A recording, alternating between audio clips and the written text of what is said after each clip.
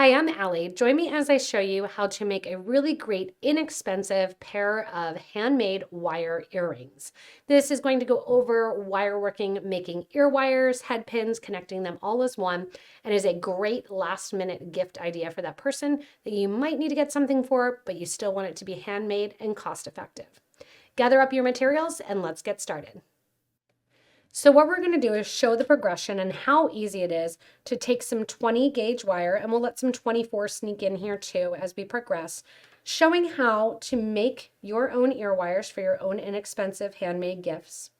Increase your skills by making a longer ear wire and adding a bead. Showing how to make a design at the end of your ear wire while adding a bead or use it as a charm. Change up some shapes, and then also how to take some thinner wire and coil and wrap. Then I'm going to show how to make your own head pin and decorate, whether or not you want it to hang down or if you want it to be an all-in-one piece. For this, we are going to need 3 pliers or 3 tools. There's also a one that's handy and helpful, but you don't actually need it. The whole idea of this is inexpensive and easy. You are going to want a chain nose plier, flat on the inside, no little grooves. Round nose plier, we're going to be making round loops and some coils. And you want a cutter to be able to cut the wire. I have the 20 gauge wire and I have some 24 gauge sitting right by and happy and helpful. You can also see my little inexpensive tool here is going to be a marker, just a Papermate marker. You can do a Papermate pen, you can do a Sharpie, anything that's going to get you that rounded edge that we're going to use for our ear wire to bend the wire around. You can also use a metal mandrel for this, but something handy and close by is perfectly fine. If you have nylon jaw pliers, these are great if you're doing a bigger form or a bigger design. That's great to help make it easy to hold without marking up your wire. I would also suggest if you're a person that wants to measure, grabbing your ruler and having that ready to go in to start making our ear wires and continuing on to our handmade earrings. So I have my ruler out here, and the first thing I'm going to do is cut about 2 inches or 2 pieces of 2 inches of wire. So 2 pieces, 2 inches each.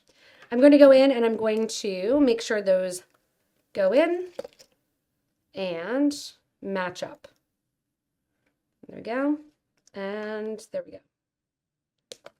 So I have those 2 pieces of wire because I'm making ear wires. I want them to match in size. Putting the wire off to the side, I'm going to grab my round nose plier. The first thing we need to do is make a little loop on our piece in order to hang down an ear wire or a head pin if we want to do that. Grab the end of your wire here where you can see it but you can't feel the wire poking out the top. And you're going to have that in between your jaws of your round nose plier. Without thinking too much, I want you to round this out, just rolling the wire or turning the pliers into that little loop. Where you hold on your round nose pliers will determine the size of that loop. So if you want it to be bigger or smaller, you're going to move it along the jaws of the round nose pliers to where it matches. If you want to be a perfectionist and you want it to match exactly, go ahead after you do your first one, grab your marker and mark a line on your plier so you make sure that they are equal in length.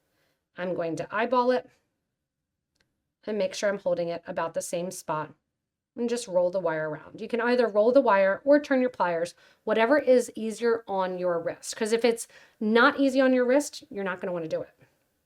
From here, you have your 2 loops. You want to make sure they're about equal in size because they are going to be a pair.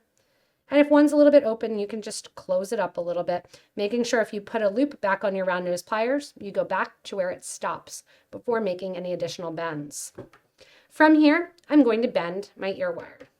I'm going to just hold my mandrel there, take my loop, have it go basically right up to the end of the wire. Depending on where you hold it and how far down it is, that's how long the ear wire is going to be. So if you want it to be very long, you could put a bead on right now and hold it further back so you can see how much down further that can hang from the pen. I'm going to put it pretty close to the top here and just bend my wire around the pen towards the loop on itself. Same thing I'm going to do with my other one. If you want to, you can go ahead and keep that other one on So you can eyeball it, make sure that they're about the same as you turn and get that pair of earring to match. From here, you can see that that little loop turns in. We want to make sure that it goes out. That being said, if you want it to turn in, that's perfectly fine. It's whatever look you're getting into. I'm going to take my pliers, not overthinking it, that chain nose, and just turn it towards the front. Now those two ear wires match. And you can see you can make the ear wire in the back that's coming out the back of your earring as long or as short as you want. If you do want to shorten it up, I would suggest going in, cutting it down a little bit shorter, and then measuring your other piece so you know that you cut off the same exact amount. From here, you always want to turn up the back of the ear wire. Why? Because it's going to prevent it from coming out of your ear. Just that simple little turn will help make sure that you don't lose your earring. Always recommended, use a wire or a rubber back as well to stop the earring from falling off. So I just showed you how to make a pair of ear wires very simply and inexpensively with your own simple tools and some 20 gauge wire. We're using 20 gauge wire because it bends easily, but it'll still fit through your ear.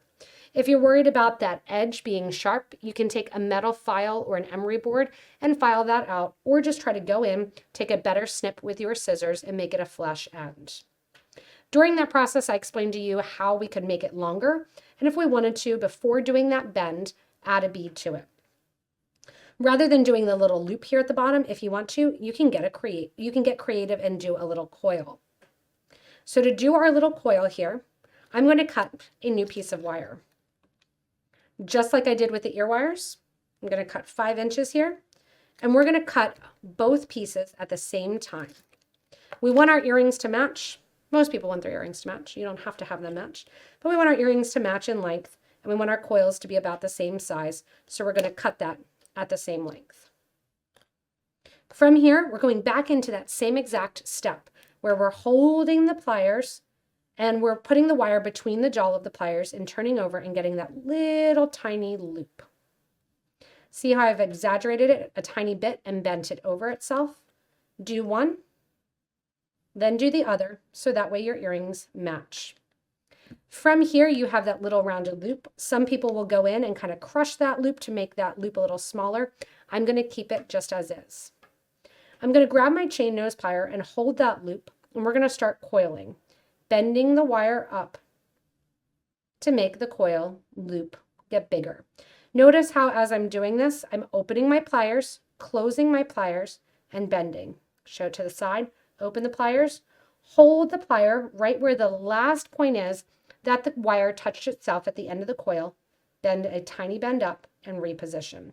This is where if you want to, you can grab those nylon jaw pliers, and you can hold with the nylon jaw pliers so it doesn't make any markings on your coil. When you think my coil is about the size that I want it to be, you can go ahead and put that down, grab your next one, and coil away as well, holding that loop and starting to do the coil. The slower you do the coil, the nicer it's going to be. I'm always tempted to go ahead and use my fingers and just pinch that coil and start rolling. Always tempted, but you will get a better product and a better coil if you do hold with your pliers. Because what it also is doing is keeping that coil flat because you're holding it in between your chain nose plier. I'm going to coil till they're about the same size. Sit them down, and when they're about the same size, then I'm going to grab them, hold perpendicular to the coil, and just bend the wire up 45 degrees to look like a coiled head pin. Same deal here, bend it up 45 degrees. That makes your coiled head pin. Now, if you want to, you can do an all-in-one earring where you're just going to take 2 beads, 3 beads, 4 beads, 12 beads, up to you. And you're going to put your beads onto your coiled piece right here. From here, grab my pen, go back over, bend my earring to the back, make sure that coil, just like we did with the loop, goes to the front. Turn this along the back and pinch it up whenever you want. You can cut it down if you want to do that simple ear wire. Do it with one earring, then do it with the other, or you can put the bead on and make a little loop at the top or omit the bead and just make the loop, turning it back on itself to make it a little charm. If you have the bead on, hold with your round nose, turning the plier to the side and grabbing the extra wire and making a little eye pin. This eye pin then can be a charm to hang down from your ear wire, hang down from bracelets, necklaces, etc. If you need help on this, we have lots of wire working videos that go into more detail and show it a little bit slower. From here, you get the idea that maybe you can do something that's not a spiral and do something a little bit more creative like a diamond or a square. For that, you're just going to grab another piece of wire and your chain nose plier, bend the wire 45 degrees and continue to bend 45 degrees and holding. You can see I get that kind of diamond shape. You can use a wide jaw plier if you want. I can go in and bend, holding to make a different shape. Can make it into a kind of Art Deco-y shape if I want to, and create that little fun design at the end. Same thing here, bend the wire up then, that 45 degrees, so that way it sits equal coming off the earring. You can add beads, coil with 24 gauge wire if you want to, getting that thinner wire out. You can take that thinner piece of wire, coil it around the thicker piece for a different look. Again, more wire videos showing how to do that piece as well too, if that was a little quick for you. I'm going to go in then, pinch that down next to my project, cut off that extra little wire. I can add a bead, I can add 3 beads, I can add 2 beads. I can do whatever I want when it comes to beads here.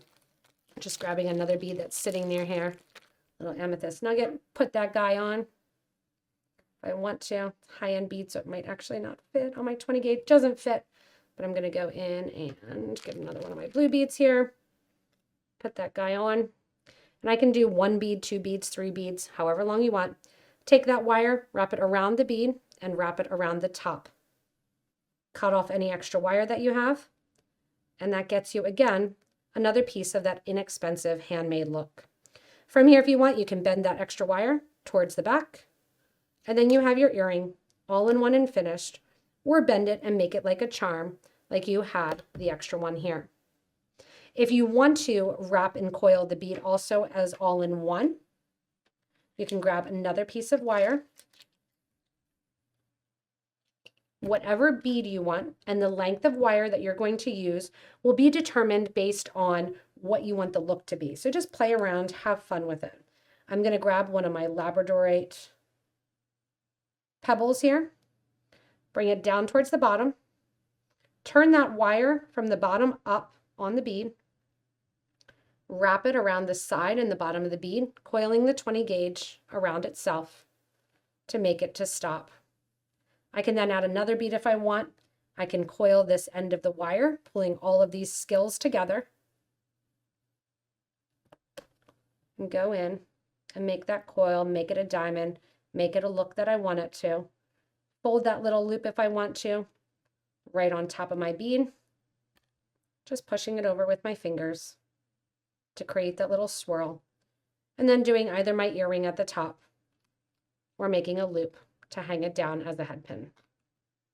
So many fun options to go in and play around with and get the look when going and playing with some wire and making these inexpensive handmade treasures, great for gifts and really super, super budget conscious and friendly. Thanks so much for joining me in creating these fun and cute and fast little wire earrings. They really are inexpensive and the options are endless. We have tons of other wire videos if you want to check out how to do more wire working skills like we just saw. You can also give this video a thumbs up. Don't forget to subscribe and comment below if you want to see more wire designs or if you're struggling with any step of it and you'd like to see it in more detail. Comment and let us know. As always, thank you so much for watching and stay tuned for more inspirational designs from us here at Potomac Beads.